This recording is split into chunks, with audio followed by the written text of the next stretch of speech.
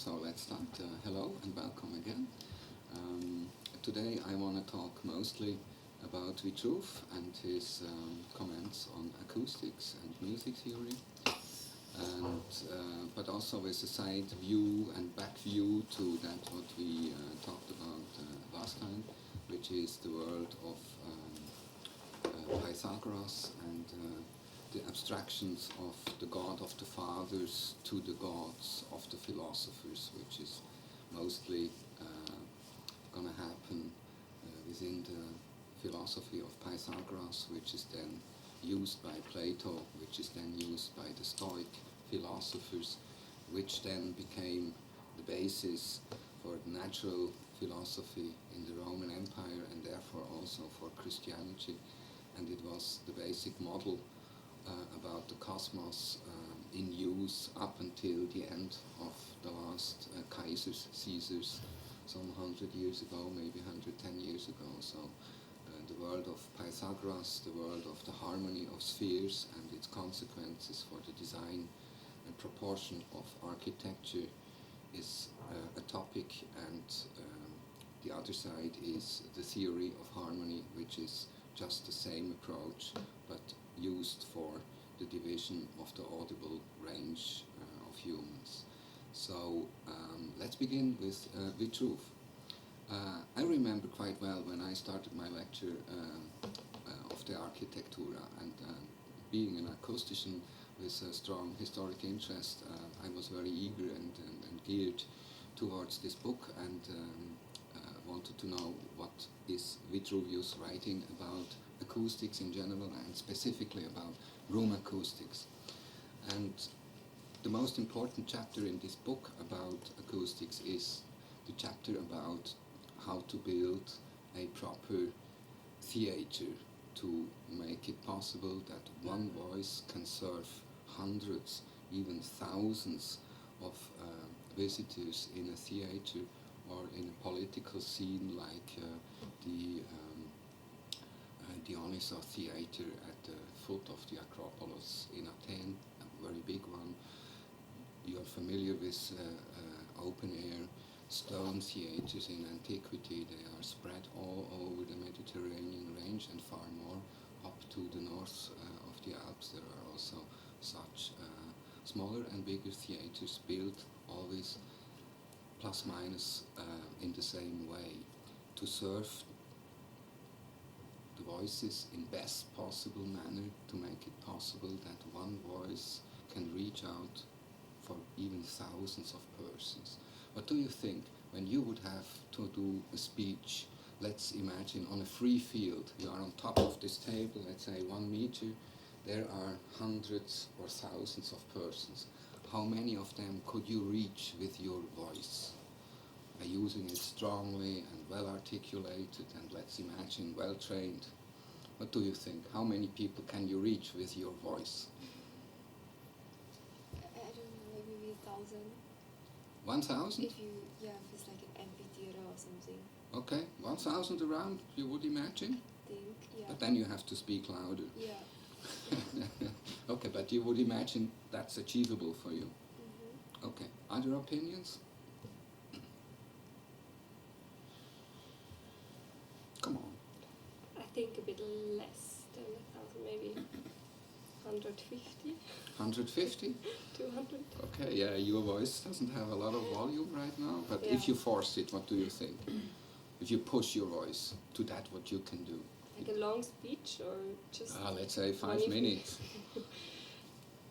Yeah. I never did that before. 300 maybe? 300, okay. Other estimates?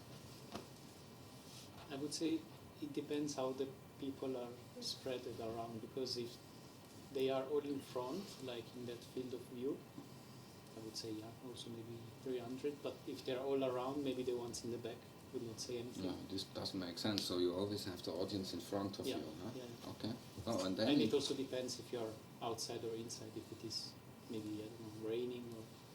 Okay, let's depends. imagine you are outside, like in an amphitheater, Yeah. in a stone theater without any roof, and you may have some picture in front of you of for example, this first really huge theatre at the foot of the Acropolis, the Dionysos Theatre. It's built for 30,000 persons.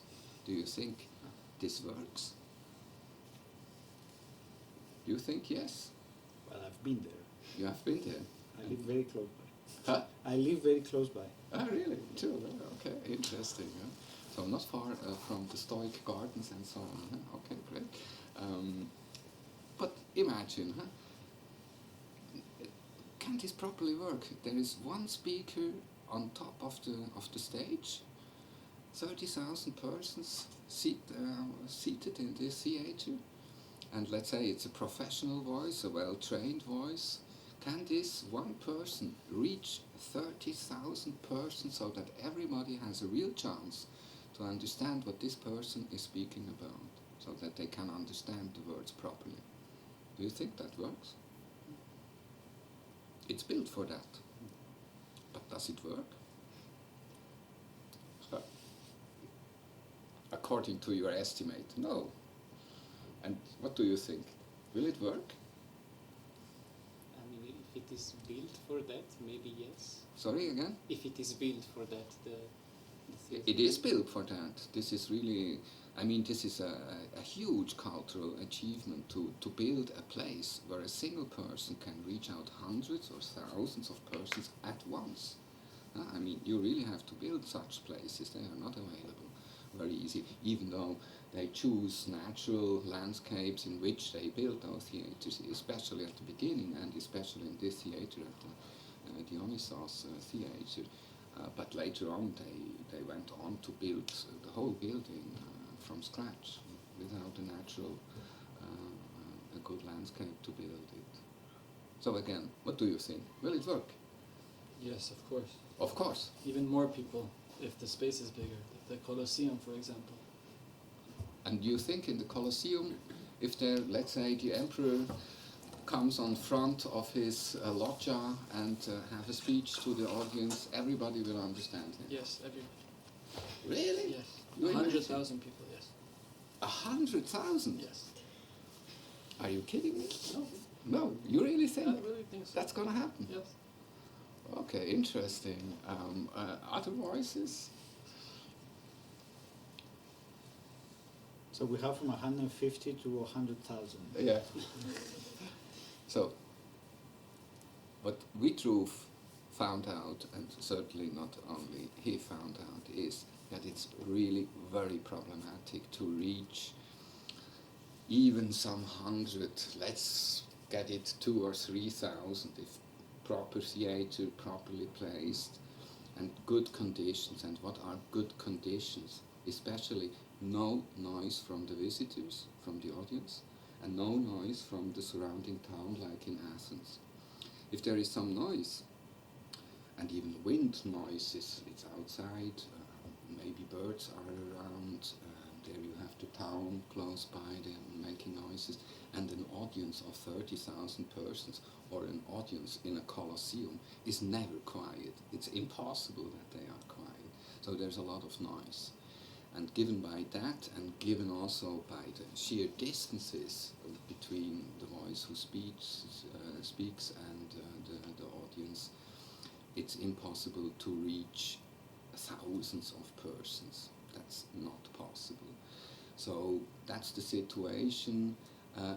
For example, the Roman theatre, but also the Greek theatre, reacts to that by using more gestures and strong gestures, like pantomime, imagine like that. So the actors have to say some words, but then they are also wearing these famous theatre masks, which changes the impression of the voice. These are like at Fastnacht, like in Halloween, you have some mask in front of you, and they use this mask, and we have many pictures about it, and mosaics showing these masks, famous ones too.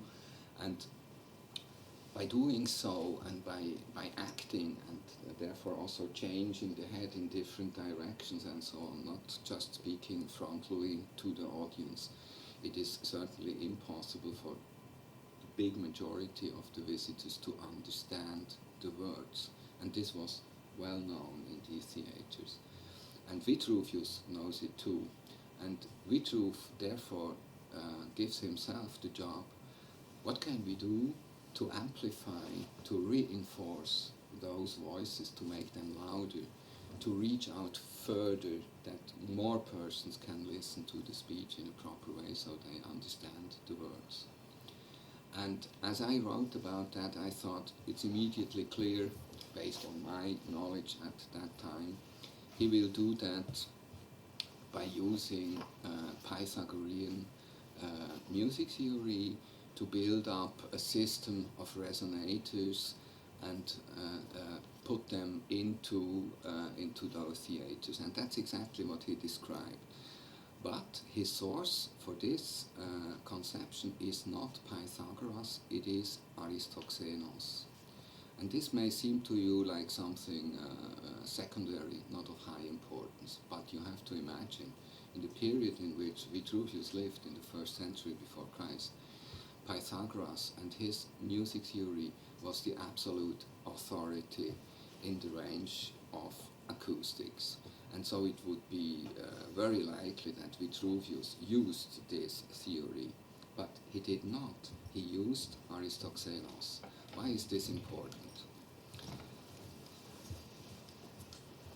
Pythagoras had an approach towards music theory which is purely speculative, which is purely based on his cosmology, purely based on his natural philosophy, in which the cosmos was designed by a god or many gods using elementary geometric figures like circles and especially triangles, and by using, that's maybe the most important part, whole numbers and the divisions of whole numbers. Pythagoras says that the nature of the nature is the number. Everything in nature is built upon numbers, and then he describes how these numbers relate to each other, about perfect numbers and so on and so on. And this theory is based on a Babylonian approach, which connects two ranges of phenomena with two mathematical ranges. The one is the observation of the stars, which we can see.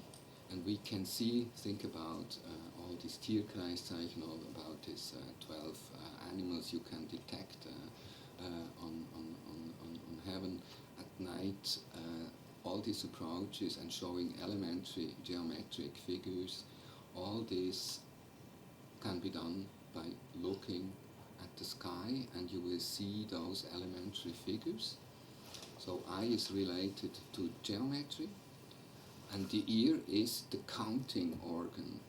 In antiquity, not only by Pythagoras, they understood the listening process as a counting process. Our ear is counting the hits it gets from the sound waves. High tones, many hits; low tones, few hits.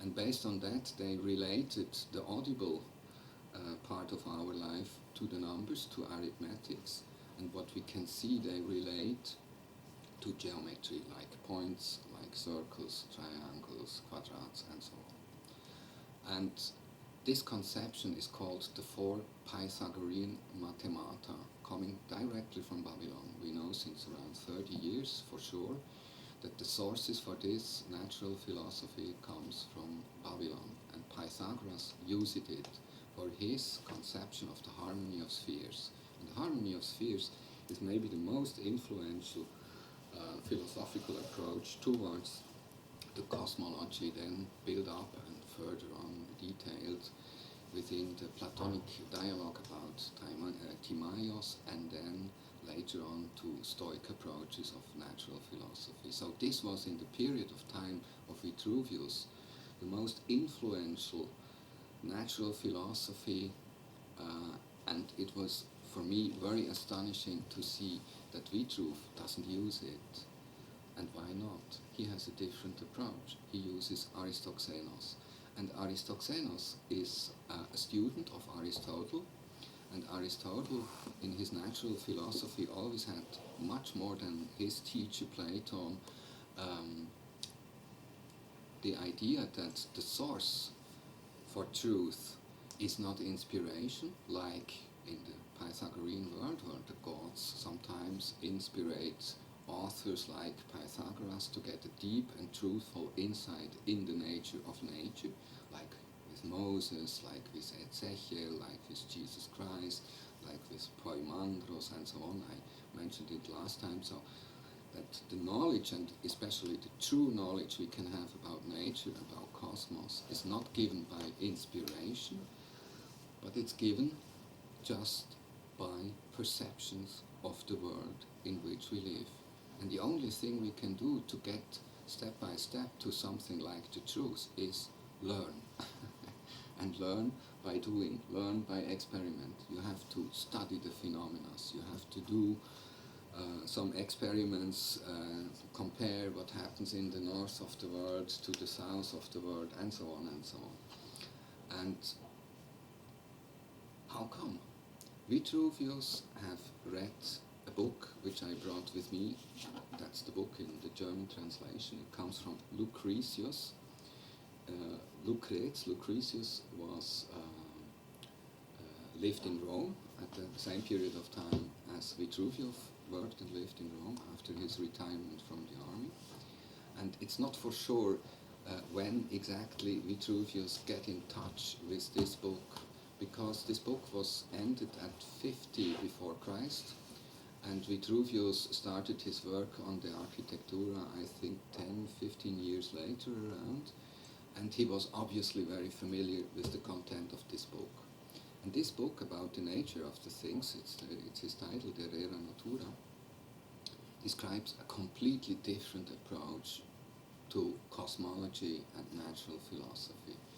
Lucretius, a Roman author, wrote this book because he was very enthusiastic about the philosophy of Epicure, which was the fourth and last big school coming from Athens. And this school offered a perspective on the origin of the cosmos, and specifically on the origin of humans and human culture, which is completely different to that which was offered by the Pythagorean and Platonic school. What is described in there? I'm quite sure that some of you know this. This is a purely materialistic and atomistic approach towards the world. There are no gods playing a role. At the beginning of the cosmos, there are just atoms flying through the empty space for eternity. They fly, and they never collide, because they have just an empty space, the atoms, and there is gravity which pushes them forwards, but they would never collide, and they would do it until the eternity. But then something very strange happens in this natural philosophy. A spontaneous, non-causal deviation, not perceivable for humans, very little deviation in this straight flight trace, leads to the original collision of atoms. And then, like in a billiard game, they start to collide amongst each others, and so they formed stars, planets, and the Earth. So in the center of this natural philosophy, there's pure accident that one of these atoms deviated a little bit from its straight flight path, and so the collision starts, and at the end we are here. So in this approach, no gods playing a role. There's no plan. There's no intelligent design. There is no creative big old man with almighty power having the plan and having the math and the geometrics to do such plan, and then to organize a building process, which I described last time, is mostly described in this very early text we have from Babylon and elsewhere, where it's always dominant the idea that the cosmos is built like a house by an architect which has a plan, and this architect is called a god, or later on also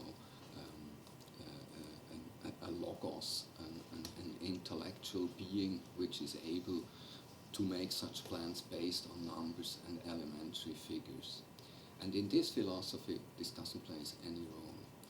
And the Epicurean philosophy was for a long period of time in antiquity not very well known. This was compared to the Platonic school, to the school of the Peripatos, and especially to the Stoic approach, almost nothing for a long period of time.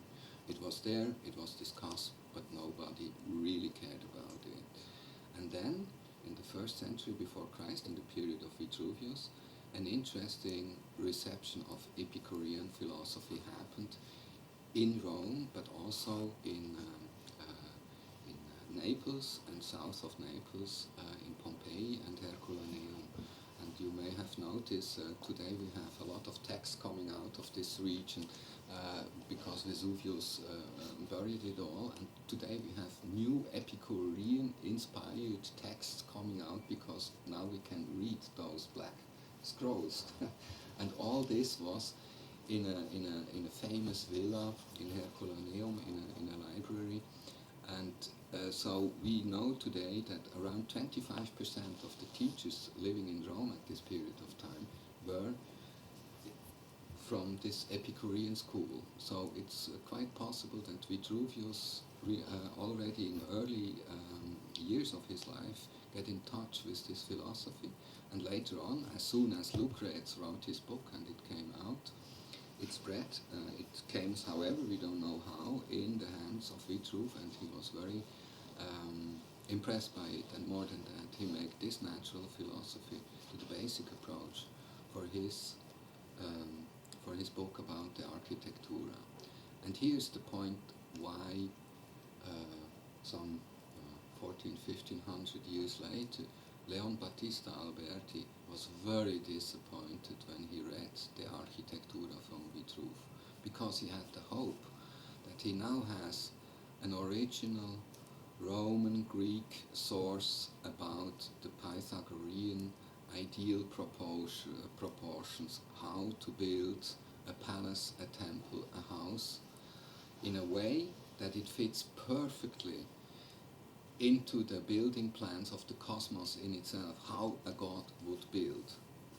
Think about the Solomonic temple, think about other buildings which were famous in this period of time, that everybody who looked at these buildings had to admit it's perfect, it's beautiful.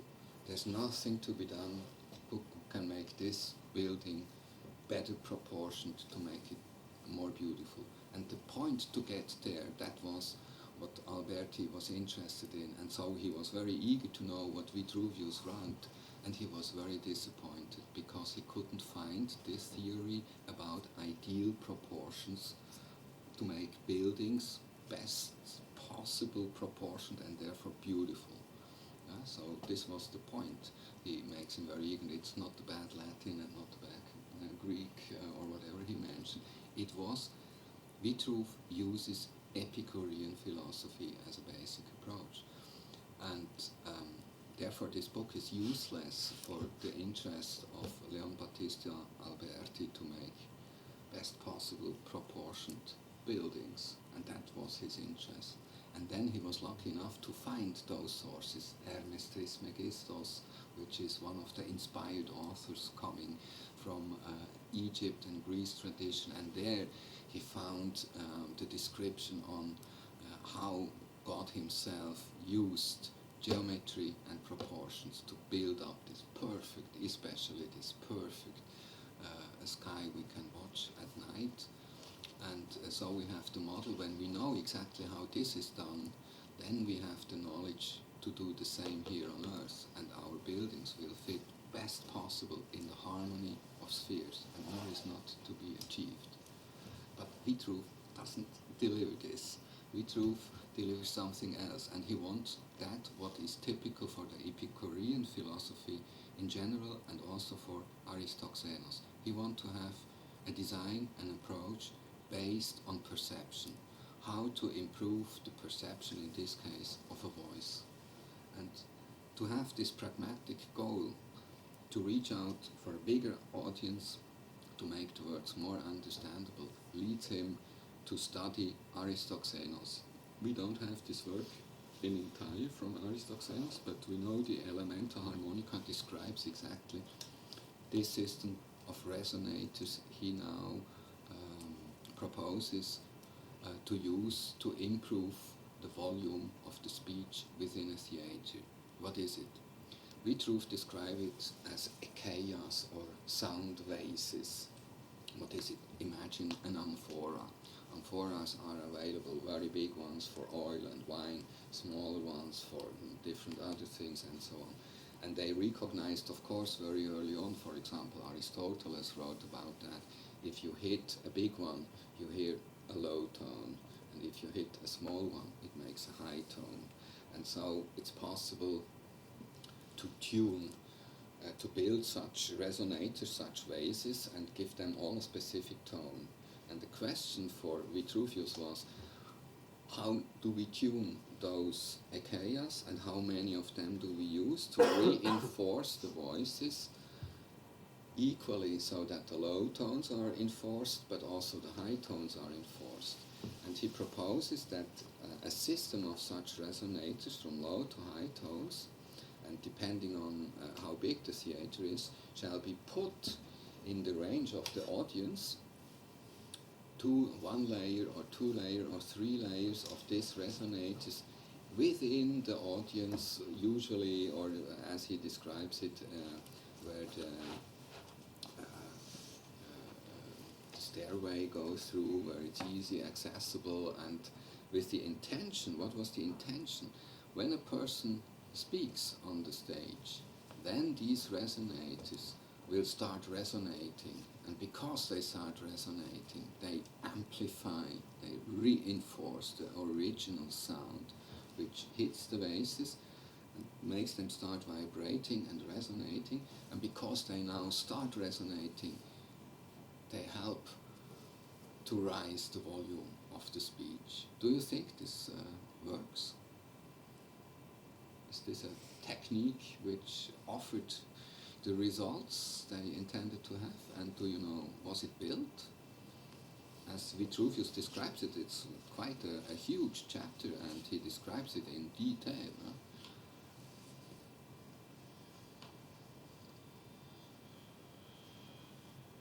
Somebody? Otherwise I give the answer. It was never built. We have no traces for that, not a single one. And secondly, if they built it as described by Vitruv, the effect would have been 0. Why? The energy which makes these vases resonate comes from the voice. It's the energy within the sound wave, and there is no additional energy. And to make a resonator resonating uses energy, and therefore it absorbs. So it's helpful when you have the intention to absorb sounds, and Vitruv describes us a situation of a closed space built in stone, which have no vibration like wood, and he says, it needs vibration, and then let's put in those vases because they vibrate and resonate, but today we know they do not amplify, but they absorb. And by adding absorption within a pure stone space like a church, like a Roman church, imagine something like that, helps absorbing sound and therefore lower the reverberation time and therefore rises the intelligibility of the speech. Huh? So he describes one situation in which such resonators as absorbers are effective, but his main approach to reinforce voices within such huge theatres doesn't work because it absorbs and it does not reinforce. The only thing which would really help are, of course, microphones and loudspeakers, but they didn't have such things. Huh? So you see then also, as soon as such things are available at the beginning, let's say, of the 20th century, and then as a real proper technology, let's say in the 30s and 40s of the 20th century, the impact of these things regarding how many people can be reached by one voice is absolutely huge. Imagine all these political leaders, ugly ones or nice ones.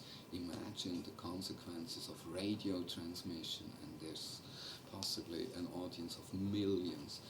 Imagine the consequences in cinema and so on and so on. Today, of course, with internet, today a single voice can reach everybody on this planet, given by this technology. And it wasn't possible in antiquity, but they wish to have such things because, especially think about political speeches or speeches in front of a senate or in a court situation, something like that. It's necessary that everybody can understand you quite well, and sometimes the audience is really big, like in the Forum Romanum in Rome.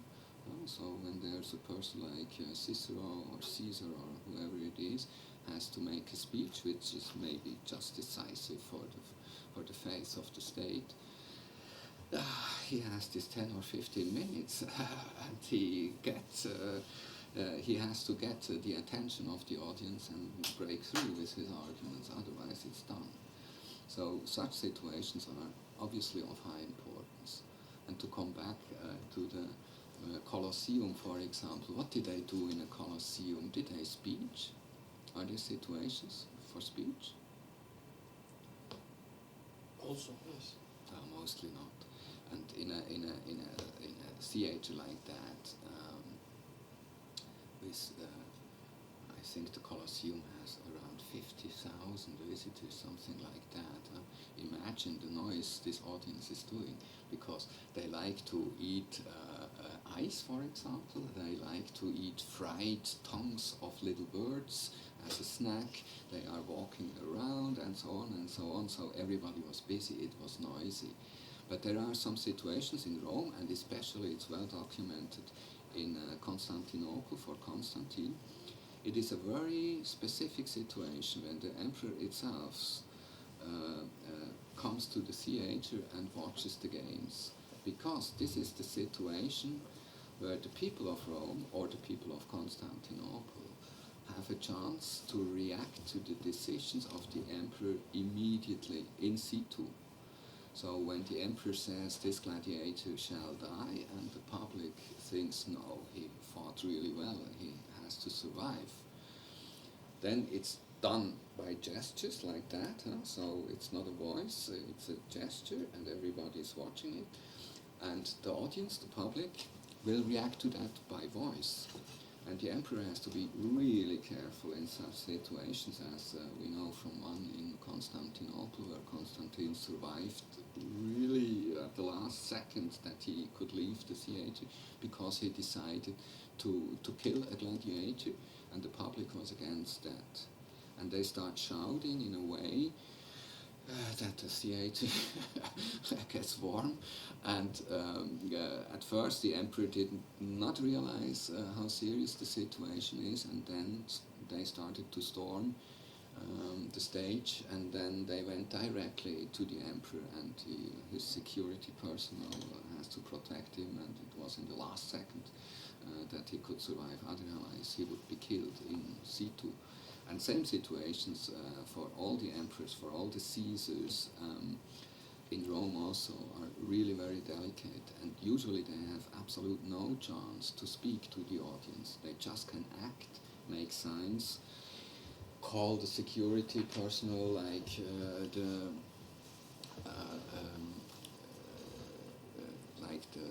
the guards and so on and so on. And this is how they communicate, because it was not possible to make the own voice really heard.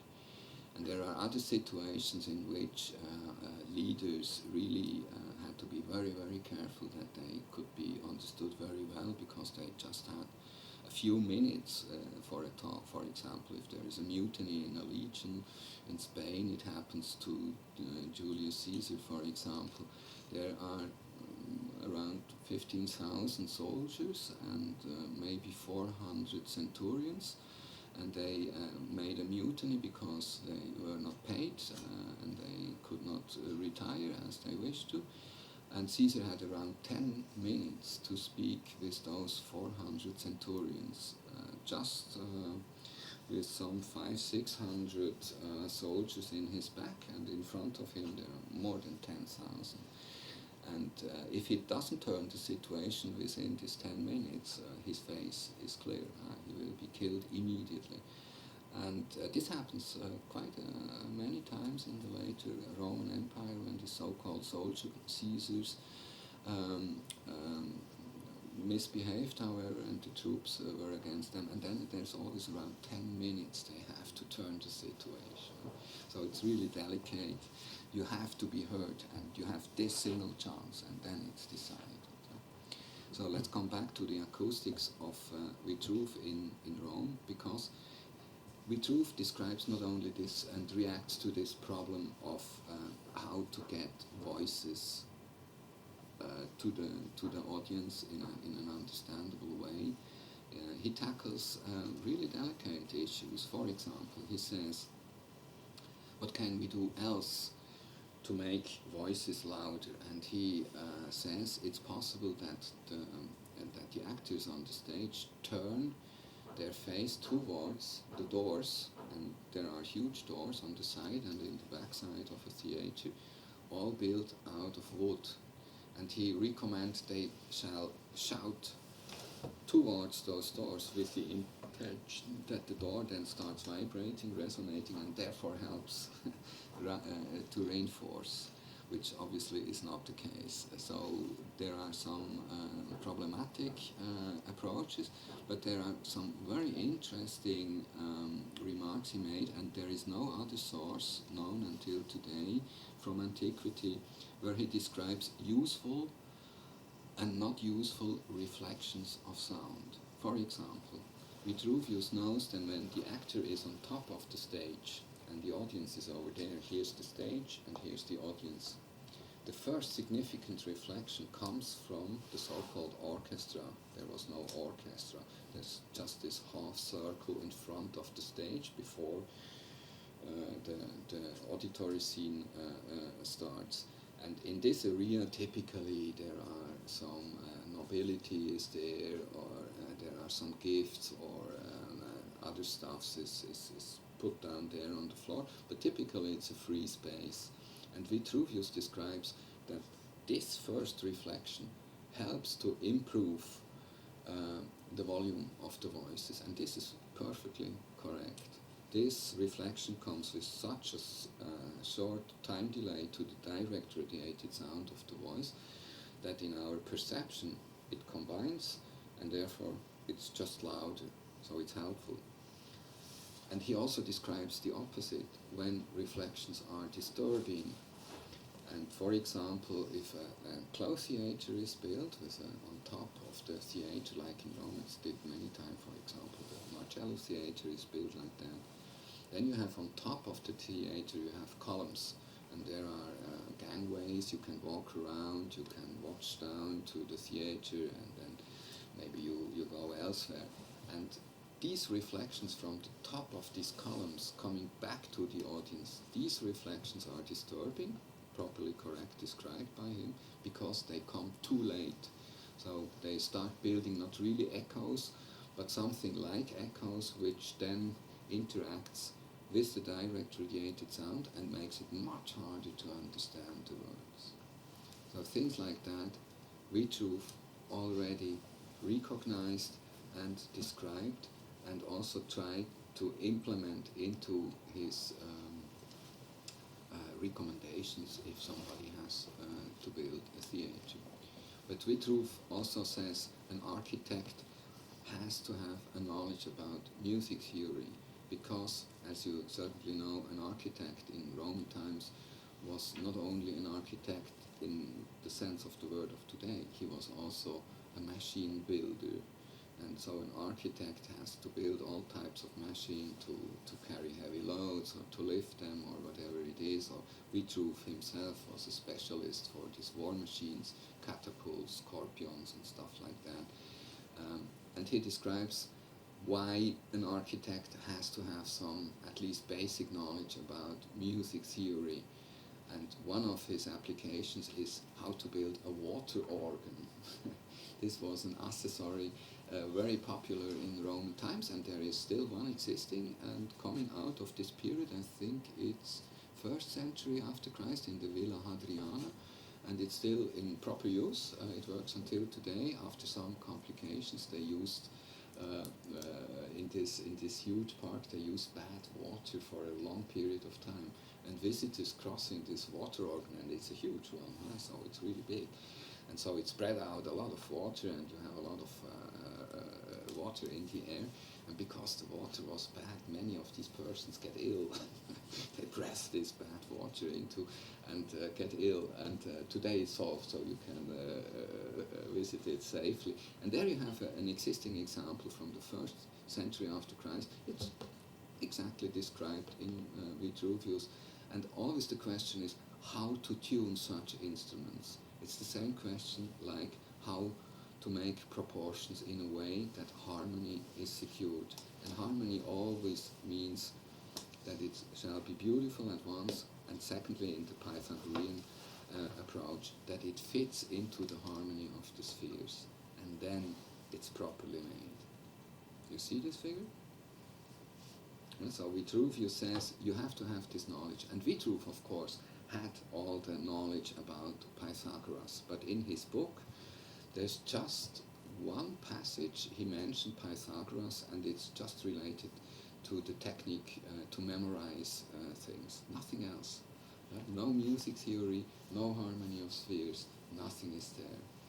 And in this book it's also described because it uses this natural philosophy of Epicure. What is the origin of these three famous columns? The Ionic one, the first order, the Doric one, the Ionic one, and then the Corinthian one. What is the origin of that? And it's just Vitruv. We have no other source which give us some information about the origin of these three types of columns. And does somebody know it? The music modes. Sorry? From the modes. From the modes. Yeah, it's interesting because it's obviously the same model, and within the Pythagorean approach towards cosmos and world and how to build, this would be a proper hint you gave, but in this case it's not. It's just one sentence Vitruv writes about the origin of the Ionic proportions. Just one sentence.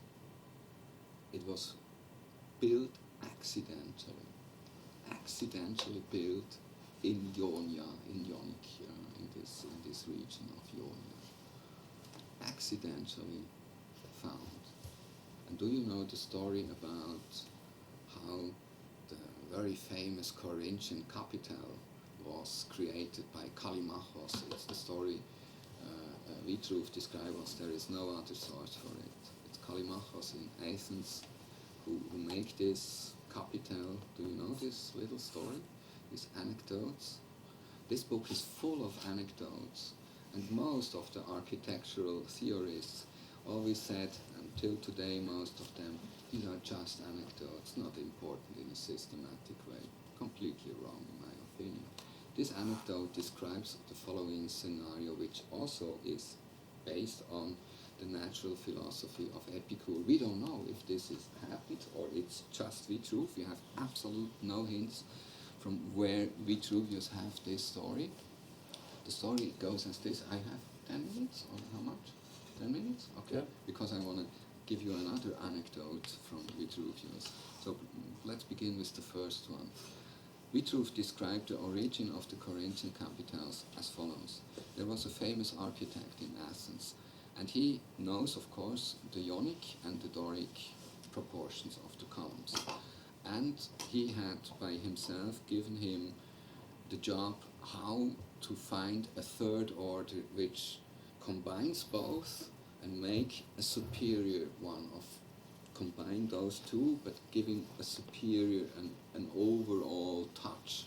So with what reaches above this more female and more male columns, as the Doric is more male and the female is more Ionic, and how to combine them and what is it, and that's the design task this Callimachus wanna solve. And by having this problem in his mind, he walks around a cemetery, and he sees a little scenario. There's a woman just doing some work at a fresh grave, and on top of this grave is this basket, and there is a stone put on top of this basket, and inside the basket there are some little toys, because the grave is for a very young woman, and for a young woman, I have to say. And Vitruve describes that this woman died in just the moment where she could have been a mother. She could have married, and she could have been a mother, but then she died. And the woman on this grave is her nanny, which is looking to this grave.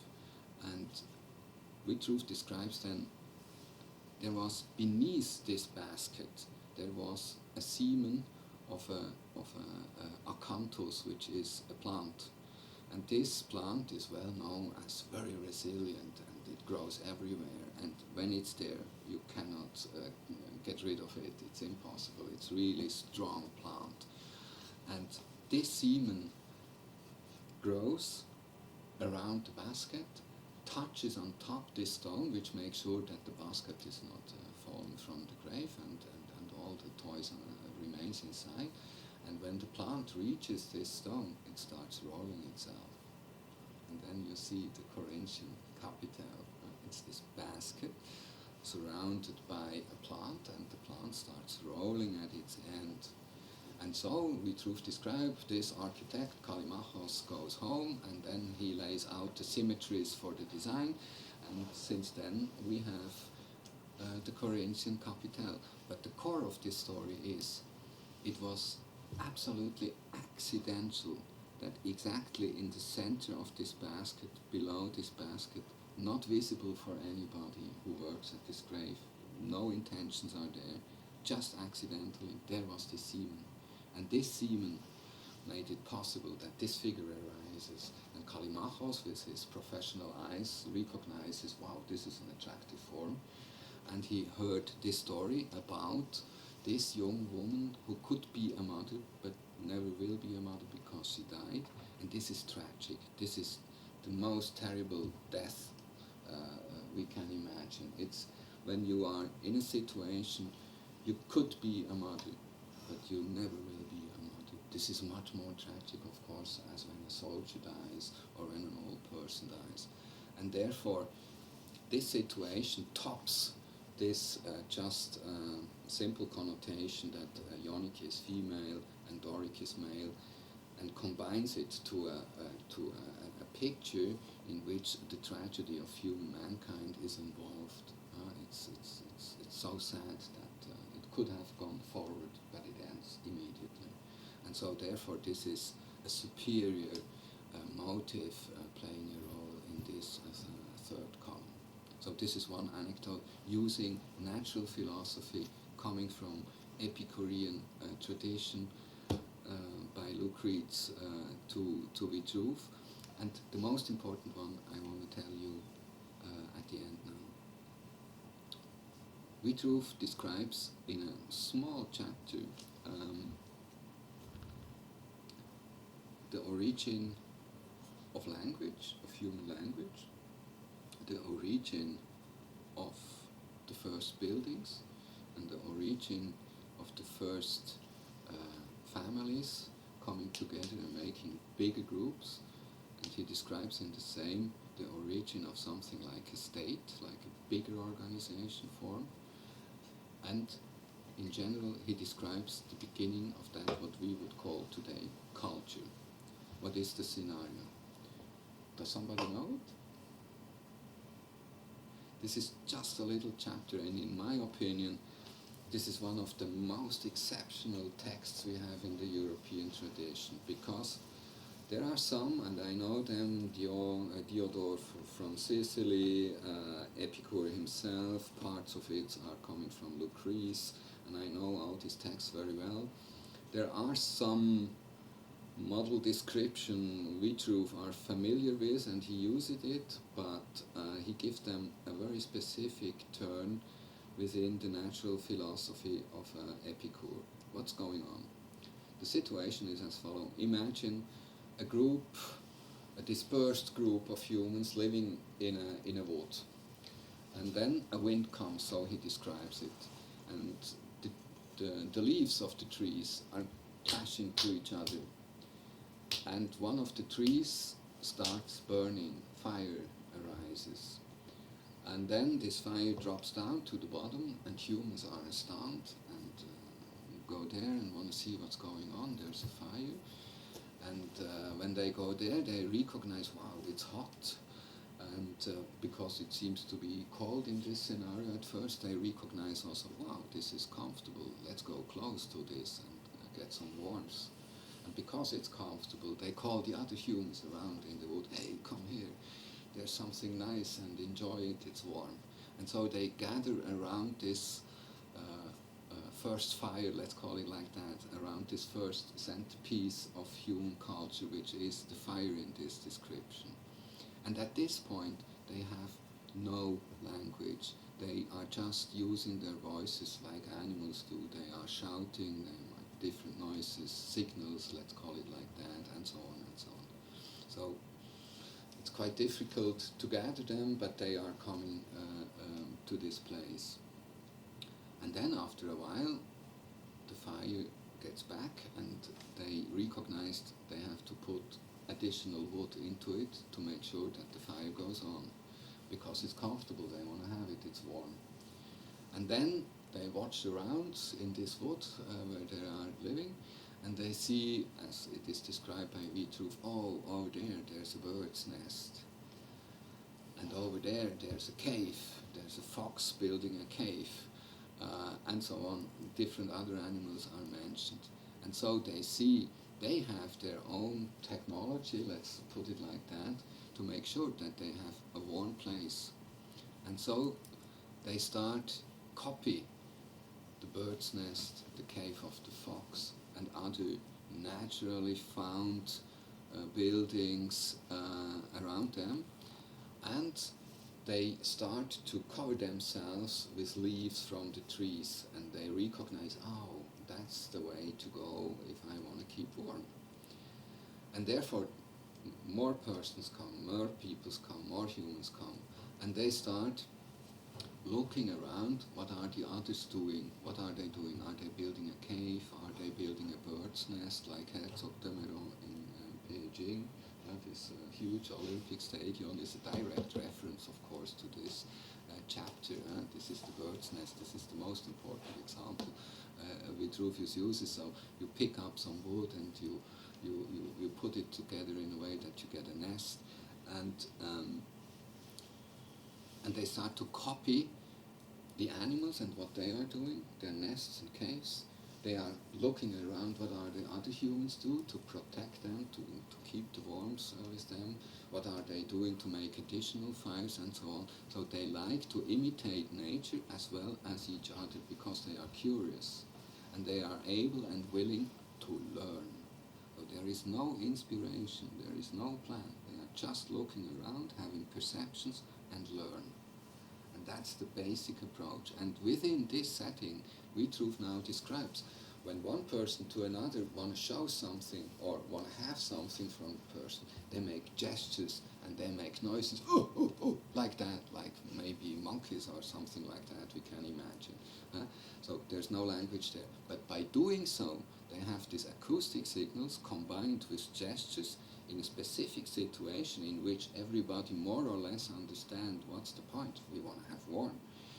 And so they start communicate with each other. And as Vitruv describes, this is a citation, so they start to use language by stumbling into language accidentally. So you see this accident, this little deviation from this original atom path, this spontaneous deviation is the core of that what's going on and what we call at the end architecture, fire making,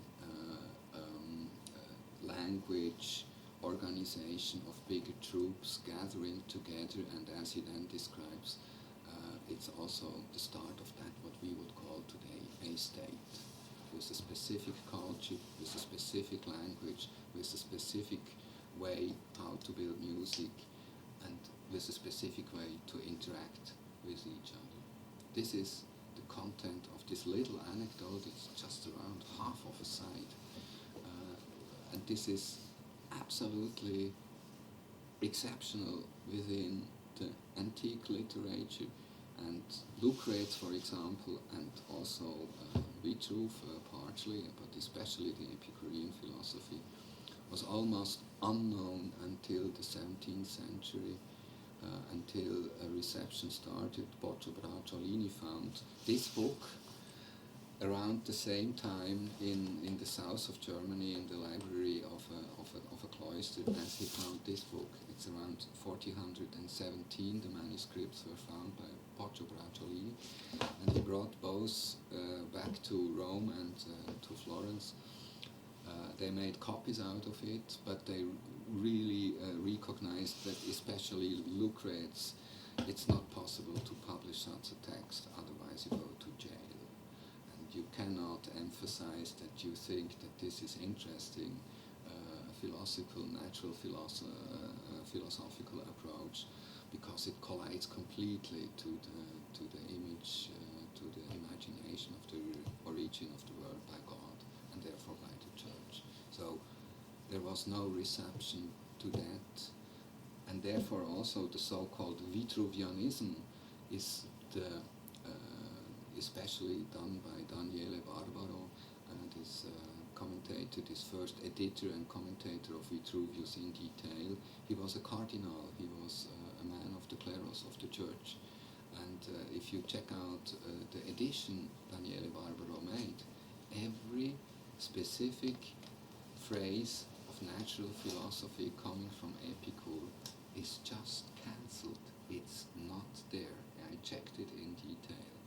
And that's how these Renaissance authors, who are all interested in ideal proportions like Solomon's Temple and so on, turned Vitruvius, which was explicit a member of this Epicurean philosopher family, into an author which offers you ideal proportions, which he never did. That's the point. And especially Daniele Barbaro, I mean, this was one of the most important and influential authors regarding a theory of architecture. He edited Vitruve, really cancelled. For example, this passage in which Vitruve described, humans stumbled accidentally into language. It's just cancelled. It's not there. And other phrases which are very problematic, they turned and mistranslated it, but meaningful. So they turned step by step Vitruve in an author which uses Pythagorean philosophy as his background, which is absolutely true. So this is maybe for all those who are interested in history and theory of architecture an interesting hint, because until today you will find most of the lectures refer always to Vitruvianism, and therefore they always had the intention to show Vitruve gives us this approach to ideal proportions, but it's never the case. So with this we end today. Any questions?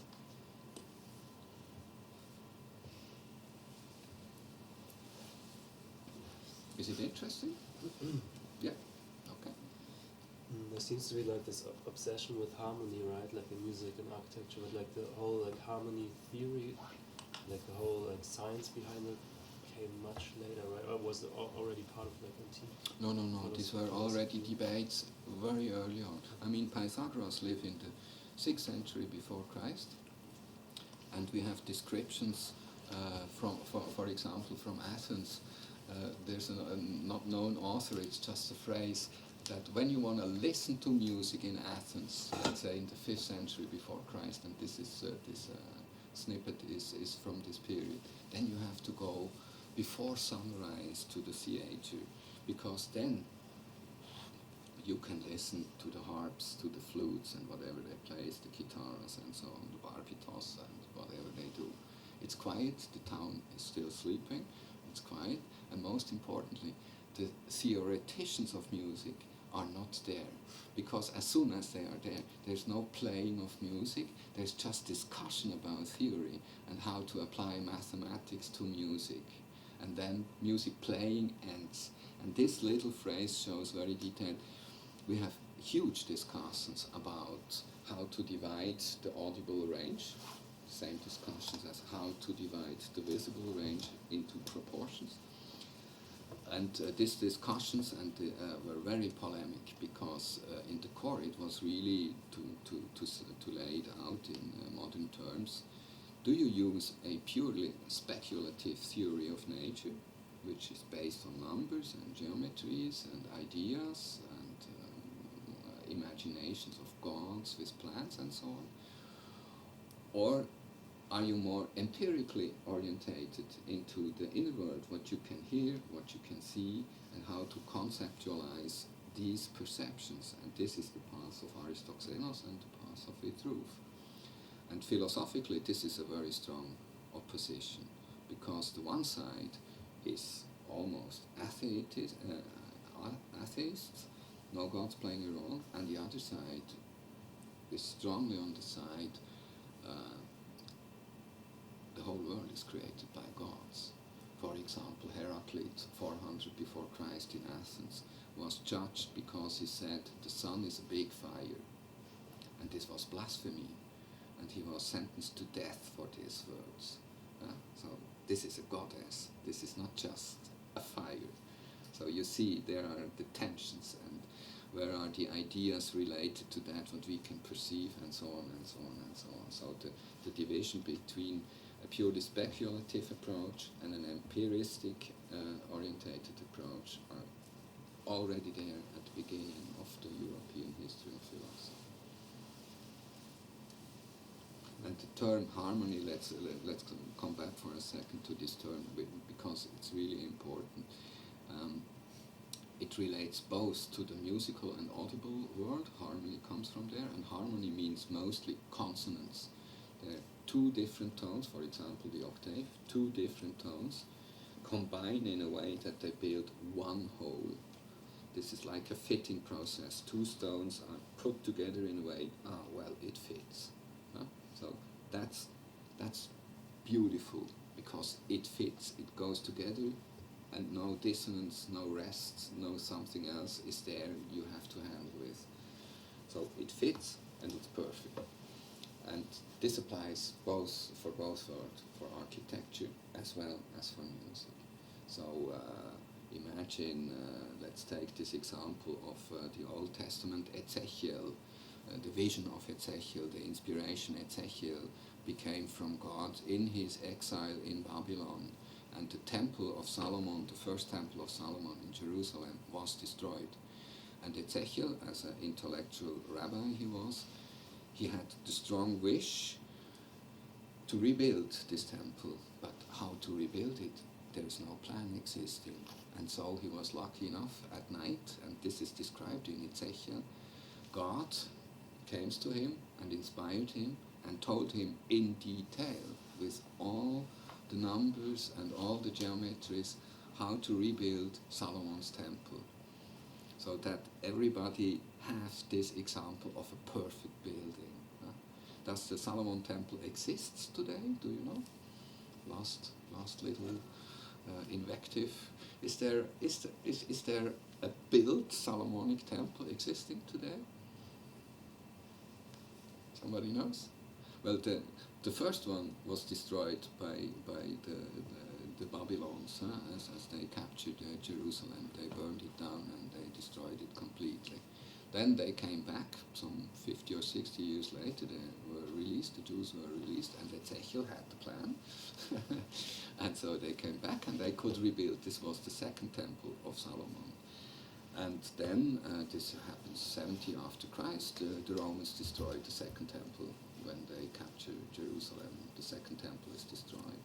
And today there is no Solomon temple, and today there is absolute no chance to make any archaeological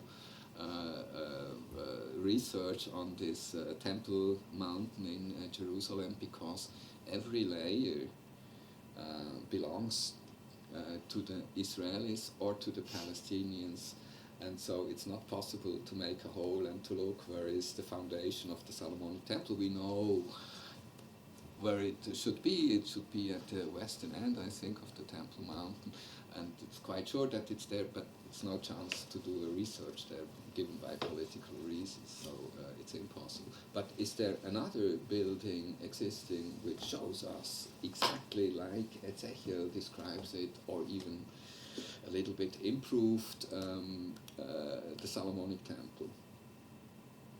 Have you ever heard of it? Maybe, maybe not. It's in the center, it's the core piece of the Escorial, close by Madrid.